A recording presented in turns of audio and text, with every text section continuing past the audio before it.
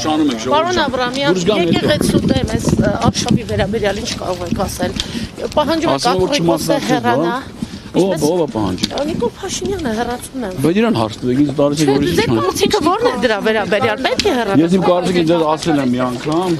երկու անգամ եմ ասել, նույն բանը կրկնում եք ամեն անգամ։ Դեկուցը փոխված լինի ձեր։ Չի փոխվի։ Դուք եք պատկերացնում եկեղեցու կողքին։ Ոնց որ դուք եք պատկերացնում։ Ես իմ պատկերացումների մասին դուք չգիտեք, պարոն։ Դե դուք եք պետք չի որ իմ պատկերացումների մասին իմանաք։